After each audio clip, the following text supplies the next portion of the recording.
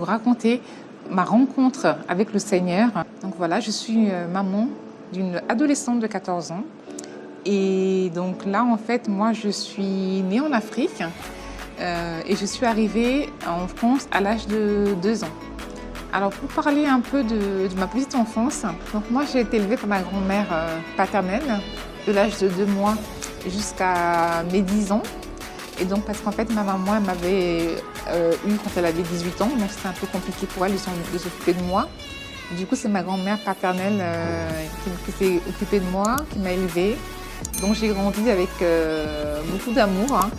Et en fait, ma grand-mère aimait beaucoup Dieu. C'était une femme vraiment très, très pieuse. Elle priait beaucoup le chapelet, tout ça. Et elle me parlait beaucoup de Dieu. Donc, je dirais que depuis ma tendre enfance, je suis habituée à entendre parler de Dieu. Donc, j'ai vraiment conscience qu'on n'est pas tout seul dans l'univers. On a vraiment été créé. On a un créateur. Et donc, des fois, je sais que quand j'avais peut-être 5-6 ans, il m'arrivait de parler à Dieu, de discuter avec lui et tout ça. Et ensuite, à l'âge de 10-11 ans, en classe de CM2, je suis venue vivre en Europe chez ma tante paternelle. Et donc, en arrivant en Europe, c'est aussi l'occasion de pouvoir faire des études et tout ça, et aussi de pouvoir, comment dirais-je, apprendre, améliorer mon français et ainsi de suite. Mais ma foi n'a pas du tout changé, dans le sens où j'étais toujours croyante. Ma tante aussi est une femme très très croyante. Du coup, Dieu a toujours fait partie en fait de mon quotidien. Et en fait, il s'est passé un événement majeur à l'âge de 16 ans. Et une amie de la famille qui est venue me parler de Jésus-Christ. Et moi, je connais très bien Jésus-Christ. Et là, elle m'a dit, mais est-ce que tu sais que Jésus, il est mort à la croix pour toi ? Et là, je dis, ah bon, oui, je sais qu'il est mort, mais c'est vrai qu'elle m'a fait prendre conscience que j'étais sauvée. Parce que Jésus-Christ, par le sacrifice à la croix, il nous donne vraiment l'opportunité d'avoir une vie éternelle à ses côtés, en fait. Et là, ce jour-là, je me souviens que c'était vraiment une grande nouvelle que d'apprendre que je suis sauvée et que ma vie après la mort était vraiment garantie avec le Seigneur et que je n'étais pas du tout... comment dire, avant, je ne dirais pas que c'était une incertitude, mais je n'avais pas vraiment conscience de cela.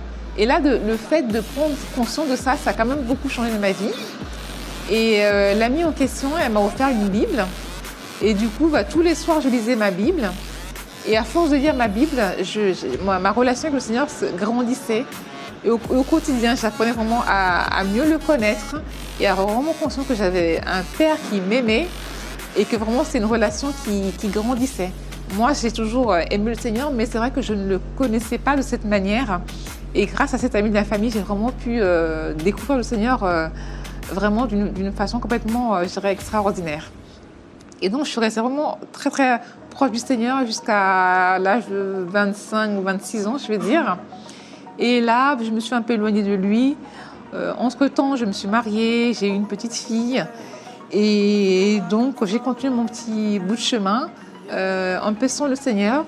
Mais je crois que le Seigneur, une fois qu'il a touché une personne, il n'aime pas perdre la personne. Et donc, il a trouvé vraiment un moyen, je dirais, très astucieux de me ramener à lui. En fait, au bout de 15 ans, j'étais loin du Seigneur. Un soir, en rentrant du travail, j'ai senti un malaise. Et j'ai dit à ma fille, appelle mamie parce que là, je perds froid. Alors moi, je n'aime pas la nuit, je n'aime pas le froid. Et je me suis retrouvée toute seule dans cet endroit. Il faisait super froid, j'étais toute seule. Donc je ressentais un très grand mal-être.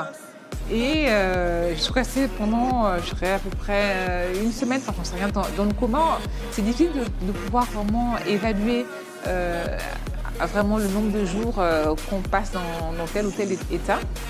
Et après, je sais qu'à un moment donné, je me suis retrouvée sur un paysage magnifique. Il faisait super beau, c'était, on dirait, le haut d'une colline ou d'une montagne.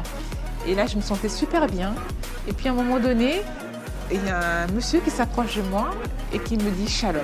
Alors là, dès qu'il a dit ce mot-là, je me suis sentie envahie d'une paix, mais vraiment incroyable. Et après, il a commencé à me dire qu'il s'appelle Joshua, qu'il est juif. Et là, tout de suite, je l'ai reconnu. J'ai reconnu que c'était le Seigneur Jésus-Christ. Et là, il m'a dit, voilà, Sika, tu es trop indépendante. Tu fais beaucoup de choses sans moi. Tu vis ta vie sans moi, alors que tu peux rien faire sans moi. Tu penses que tu es forte, mais en réalité, sans moi, tu es faible. Tu as vraiment besoin de moi pour pouvoir avancer. Et en plus, le Seigneur m'a dit qu'il a envoyé pour ça son Esprit Saint pour nous guider, afin qu'on puisse vraiment faire toutes choses avec son appui. Donc il m'a dit, tu ne peux rien faire sans moi, il faut vraiment que tu t'appuies sur cet esprit parce que sinon tu ne pourras pas vraiment, comment dirais-je, vivre ta vie selon les plans de Dieu. Et donc le Seigneur reste avec moi, je dirais, pendant plusieurs jours, où il m'a amené à prier pour les gens et ainsi de suite. Et puis je dirais au bout de 3 semaines, d'après ce qu'ont dit les médecins, j'ai quitté le coma, donc je suis revenue vraiment pour de bon dans mon corps. Et la période, je dirais, après le Seigneur a été très très difficile parce qu'en fait, il y avait une espèce de... Le fait de quitter le Seigneur pendant au moins, je dirais, 1 mois ou 2, je me sentais super mal parce que quand on quitte le bien-être pour se reposer dans son corps avec la souffrance et tout le mal-être qui va avec, on est quand même un peu déstabilisé. Et donc, il m'a fallu, je dirais, 2 bons mois pour pouvoir, comment dirais-je, me reprendre en main. Et surtout, j'avais un vrai manque de la présence du Seigneur, mais que, au fur et à mesure, j'ai commencé à combler en priant. Je dis, voilà Seigneur, tu as vu que j'ai fait un AVC. Les médecins n'étaient pas sûrs que je puisse remarcher. Mais Seigneur, je te remets tout entre tes mains. Seigneur, je sais qu'avec toi, il n'y a rien d'impossible, Seigneur. Aide-moi, Seigneur, à me remettre sur pied. Et au fur et à mesure, donc, j'ai été rééduquée, on m'a appris à écrire, on m'a appris à réécrire, on m'a appris à marcher. Et au bout de pratiquement 1 année, comme vous voyez aujourd'hui, je peux à nouveau marcher, je peux écrire, je peux lire, je peux faire toutes les choses de la vie quotidienne. Et vraiment, je dirais que moi, j'ai eu énormément de chance parce que les médecins, ils n'étaient pas sûrs que je puisse retrouver toutes mes facultés. Et pourtant, le Seigneur, il m'a tout redonné. Et je suis là pour témoigner à toute personne qui écoute cette vidéo que le Seigneur est merveilleux et qui peut vraiment tout, à condition de lui demander. Et vraiment, je suis là pour que les gens aient envie de le chercher. Je suis là pour témoigner, pour que les gens aient envie d'avoir une vie à ses côtés. Et aussi, il faut que les gens prennent conscience qu'on ne peut pas vivre sans le Saint-Esprit. Il faut vraiment chercher à tout faire en sa compagnie, avec son appui, parce que c'est vraiment crucial. Et aussi, le Seigneur Jésus, il a dit qu'il est le chemin, la vérité et la vie. En fait, quand il parle de vie, ce n'est pas uniquement notre vie sur Terre, c'est surtout la vie après la mort. Parce qu'en fait, il est là pour nous garantir une vie après la mort en sa compagnie. Parce que moi, quand j'ai, comment dirais-je, passé un peu de temps en sa compagnie, c'était juste merveilleux. Et j'ai réalisé que sur cette terre, on peut avoir tous les biens qu'on veut, les biens matériels, une famille, mais ça ne pourra jamais combler le bien-être qu'on ressent. Ne serait-ce qu'une minute avec le Seigneur, ça ne vaut pas toutes les richesses du monde. Alors, je vais vous donner mon passage biblique favori, c'est Jérémie 29, 11.